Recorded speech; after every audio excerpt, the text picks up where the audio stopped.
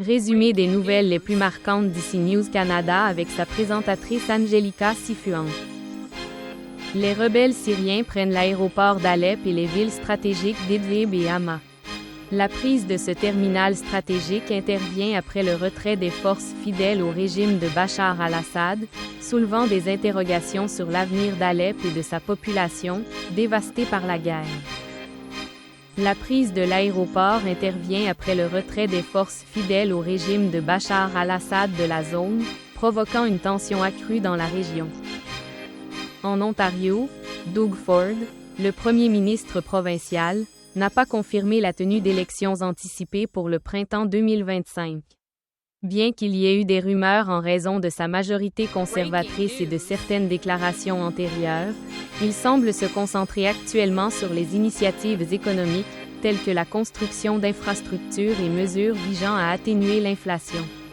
Récemment, Ford a explicitement nié que des élections anticipées soient prévues en 2025, ce qui a partiellement calmé les spéculations politiques. La congestion routière dans la région du Grand Toronto génère des coûts économiques importants, estimés à près de 45 milliards de dollars par an. Cet impact inclut les pertes de productivité dues au temps perdu dans le trafic et les coûts supplémentaires liés au transport de biens et de services plus lents. Toronto est confronté à des défis spécifiques tels qu'une augmentation des projets de construction contribuant au problème, tandis que le nombre de véhicules et l'utilisation des transports privés ont également augmenté considérablement. La grève de Poste Canada en est à son 25e jour, avec environ 55 000 travailleurs du Syndicat des travailleurs et travailleuses des postes, STTP, qui participent au débrayage. Le syndicat réclame de meilleurs salaires, des conditions de travail sécuritaires et l'expansion des services postaux publics, après près d'un an de négociations infructueuses avec la Société d'État Poste Canada.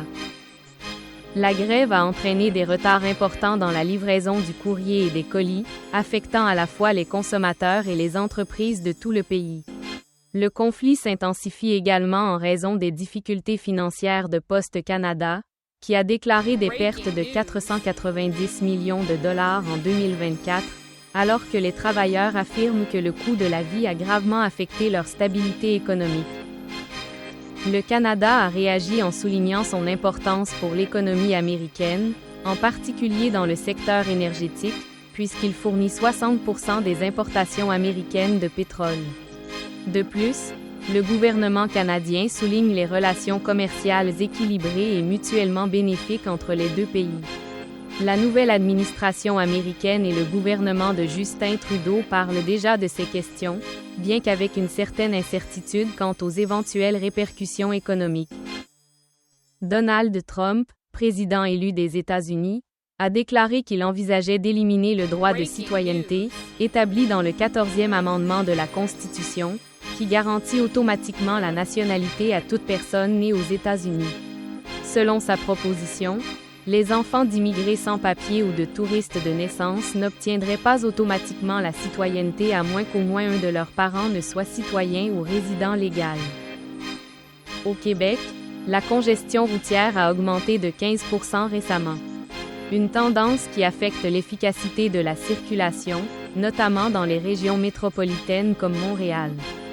Cette augmentation de la congestion est due à plusieurs facteurs, tels que l'augmentation de la population et l'expansion limitée des infrastructures routières, qui n'ont pas pu suivre le rythme de la croissance urbaine. Abonnez-vous et partagez depuis nos plateformes YouTube et Facebook telles que Ici Noticias Canada. Merci de nous avoir regardés.